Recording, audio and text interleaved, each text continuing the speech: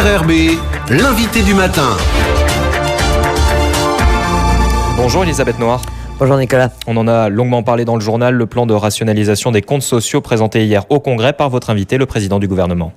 Thierry Santa, bonjour. Bonjour. Merci d'avoir accepté notre invitation au lendemain, effectivement, de votre présentation hier aux élus du Congrès à huis clos de votre plan de rationalisation des comptes sociaux, un plan pour sauver le rhum, pour faire court. Avant de nous présenter ce plan, est-ce que vous pouvez nous rappeler quel est l'état des lieux, quel est le déficit aujourd'hui du rhum, qu'est-ce qu'il faut rattraper ? Alors, il y a effectivement un premier point important à régler, c'est la dette antérieure du régime.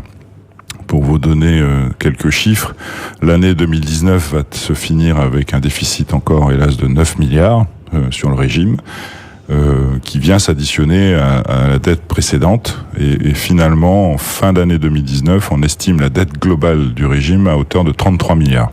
33 milliards, c'est colossal. Quelles sont les pistes que vous proposez pour sortir de cette situation ? Pour essayer de faire simple, d'une part, vous voulez améliorer les recettes avec notamment une amélioration des recouvrements.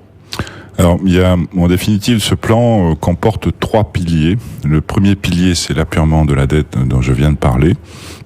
Un deuxième pilier qui effectivement a une série de mesures d'équilibre, donc à la fois en recettes et en économie de dépenses. Et enfin, un troisième pilier qui concerne la gouvernance du dispositif, l'architecture globale de cette gouvernance qui va être remise en cause. Et donc, dans le pilier d'équilibre, on prévoit également, effectivement, des recettes nouvelles, en particulier en matière de cotisation, puisqu'on estime que les mesures qui ont été proposées par l'ACOSS, l'Agence centrale des organismes de sécurité sociale, auquel on a fait appel il y a maintenant 2 ans, a produit un rapport avec un certain nombre de préconisations qui sont d'ores et déjà mises en œuvre par la CAFAT en partie. D'autres mesures de préconisation qui ont été proposées vont faire l'objet d'un texte réglementaire qui est en cours de finalisation au gouvernement. Et toutes ces mesures, la CAFAT estime le produit de ces mesures à hauteur de 1 milliard de cotisations supplémentaires dès l'année prochaine. Quelle que soit la conjoncture, ou est-ce que vous espérez là aussi, est-ce que vous tablez sur la relance de l'économie pour améliorer ces cotisations ? Alors, on table effectivement sur une relance économique, puisque plusieurs mesures sont prises par ce gouvernement depuis le début de la mandature. Monsieur Gigès a proposé une loi du pays de relance de l'économie calédonienne, qui maintenant est revenue du Conseil d'État et repassera ce matin au gouvernement avant d'être déposée sur le bureau du Congrès. On a réussi à négocier, vous vous en souvenez peut-être, lors du dernier comité des signataires, une enveloppe de 17 milliards de l'IOM injectée dans l'économie au bénéfice des banques, mais surtout au bénéfice des entreprises et des particuliers derrière. On a donc mis en place un certain nombre de dispositifs qui nous permettent d'espérer que l'économie calédonienne va reprendre de la vigueur. On reste malgré tout prudent, puisque dans nos hypothèses, nos simulations de prospective, on parle de 1% de croissance. Ça reste très prudent malgré tout. Pour l'amélioration des recettes du régime, il y a aussi la possibilité de nouvelles sources de financement, avec notamment la création de taxes comportementales. On a déjà parlé de la taxe sur le sucre. Il y en a d'autres qui pourraient être envisagées ? Alors, la taxe comportementale sur le sucre qui a été adoptée par le gouvernement la semaine dernière a pour objet d'abord essentiel de promouvoir la prévention en matière de santé. C'est l'objectif d'une taxe comportementale. L'objectif, c'est de réduire la consommation de sucre, malgré tout. Mais compte tenu de la situation aujourd'hui compliquée donc du régime, une partie du produit de cette taxe sera effectivement affectée au rétablissement des comptes sociaux.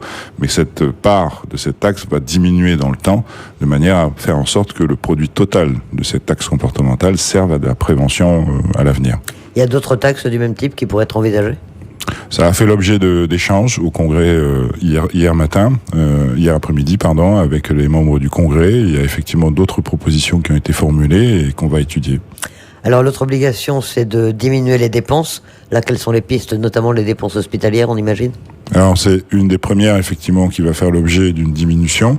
On prévoit une baisse de 3% de la dotation globale des hôpitaux. Mais cette baisse est liée à l'apurement de la dette précédente que j'ai évoquée.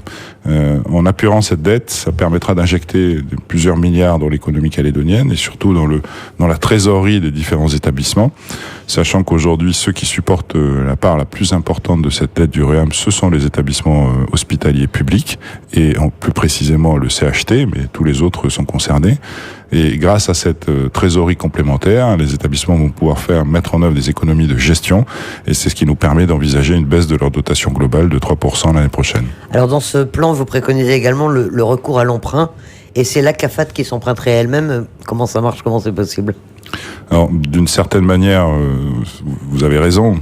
La demande que j'ai formulée auprès de la CAFAT, c'est de pouvoir mobiliser 5 milliards exceptionnellement dès le début de l'année prochaine. Le principe étant que la CAFAT prélève sur ces régimes excédentaires. En l'occurrence, il n'y en a pas 50, il y en a 2 aujourd'hui excédentaires au sein de la CAFAT. C'est le régime des retraites et c'est le régime des prestations familiales. À charge pour la CAFAT de faire le choix qui est le sien sur le prélèvement qu'elle veut effectuer sur l'un ou l'autre de ces régimes. Et l'idée, c'est que on puisse pouvoir bénéficier de ces 5 milliards le plus tôt possible dans l'année 2020 pour tenir le temps nécessaire à la mise en place de toutes les autres mesures prévues dans le plan.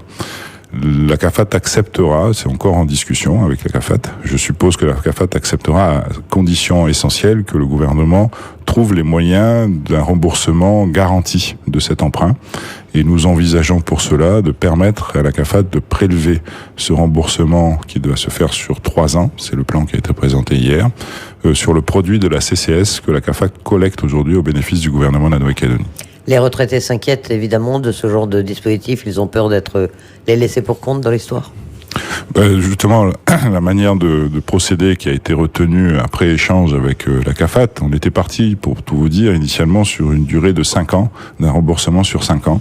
Et après avoir échangé donc avec le conseil d'administration de la CAFAT quand je les ai rencontrés, j'ai compris que la durée de 5 ans était un peu longue dans leur prévision globale de gestion de leur régime de retraite, et ils ont soulevé la demande de réduire cette durée, ce que nous avons pris en considération, puisqu'aujourd'hui le plan prévoit un remboursement sur les 3 prochaines années, ce qui devrait permettre de ne pas du tout impacter le régime de retraite sur lequel la CAFAT travaille aujourd'hui à des modifications à venir.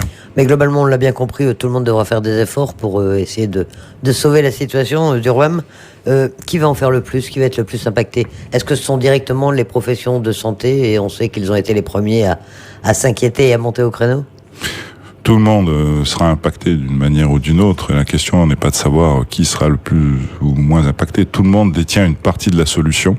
C'est ce que j'ai expliqué à toutes les personnes que j'ai rencontrées ces 3 dernières semaines dans le marathon de rencontres que j'ai organisé. Je pense que tout le monde en a pris conscience et a compris que chacun devait faire les efforts qu'il fallait pour pérenniser notre dispositif au bénéfice donc de tout le monde, mais surtout au bénéfice des Calédoniens, puisque l'objectif du gouvernement, c'est bien de pérenniser notre système de santé sans détériorer la qualité de ces soins aujourd'hui offerts aux Calédoniens. C'est un élément essentiel auquel nous tenons beaucoup avec Madame Valentine Risouquet, parce que c'est un dossier que nous traitons ensemble au gouvernement. C'est un élément qui est mis en avant à chaque fois par tous les missionnaires que nous faisons venir de l'extérieur pour nous aider à trouver donc des solutions en la matière. Et il n'est pas question de détériorer la qualité de ces soins. Et donc c'est bien par un effort collectif que nous atteindrons cet objectif. Vous allez d'ailleurs faire venir à nouveau une mission de spécialistes de l'IGAS pour plancher à nouveau sur le sujet? Effectivement, j'ai annoncé cela donc hier au Congrès de la Nouvelle-Calédonie. On va faire appel à nouveau aux inspecteurs de l'IGAS qui étaient déjà venus il y a quelques années, enfin il y a 3 ans maintenant, avaient fait déjà des préconisations qui avaient servi de base au plan d'Ocamo qui a été voté par le Congrès de la Nouvelle-Calédonie en décembre 2018, qui reste le cadre général dans lequel nous nous situons, y compris dans le cadre de cette réforme en cours. Et j'ai besoin de les faire revenir donc l'année prochaine, dès le début de l'année prochaine, pour finaliser toutes les questions liées à l'évolution de la gouvernance de notre système de santé. Globalement, concrètement, quel est le calendrier de ces différentes mesures de ce plan en 3 piliers? Comment est-ce qu'elle va s'articuler? Comment est-ce qu'elle va être mise en œuvre? Alors, je vous le disais, l'idée c'est qu'en début d'année 2020, on puisse bénéficier donc de cette aide exceptionnelle de la CAFAT de 5 milliards. Je rappelle aux auditeurs que l'Agence sanitaire et sociale, il y a un peu moins le mois dernier, a voté également son budget supplémentaire avec une enveloppe d'aide exceptionnelle de 4,5 milliards. Sur ces 4,5 milliards, 2 milliards ont été versés en urgence compte tenu des tensions de trésorerie aujourd'hui qui apparaissaient, y compris envers le secteur privé. C'est le courrier de la CAFAT dont on a parlé il y a 3 semaines. Mais il reste encore une enveloppe de 2,5 milliards.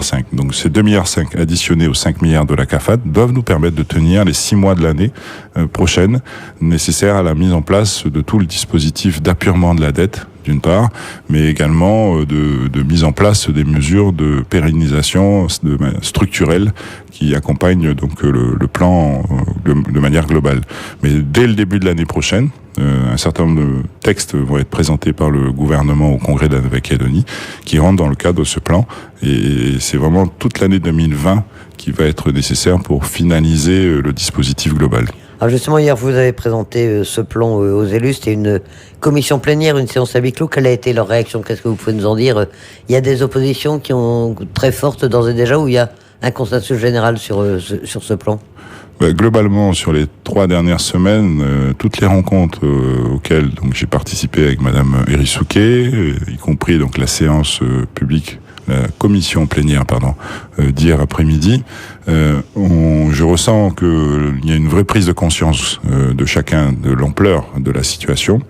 J'ai pas senti d'opposition aux différentes propositions qui ont été formulées, et j'ai même plutôt senti une majorité adhérente de manière très large, y compris auprès des opérateurs privés, des opérateurs publics.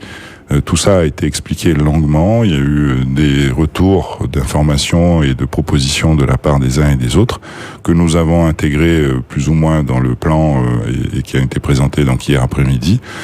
Tout cela me laisse penser qu'il devrait y avoir un accompagnement, en tout cas majoritaire, c'est bien l'objectif, de toutes les mesures à venir. Alors vous nous avez décliné le calendrier, en tout cas ce qui va se passer dans l'année 2020. Mais à quelle échéance est-ce qu'on peut espérer un retour à l'équilibre du RWAM? Et est-ce que c'est possible? Est-ce que c'est réaliste? Dans le plan que j'ai présenté hier, ce qui est quasiment sûr, c'est que 2020 devrait être équilibré en termes de trésorerie. C'est vraiment la première étape nécessaire, encore une fois, à la mise en œuvre ensuite de toutes les mesures complémentaires plus structurelles à venir.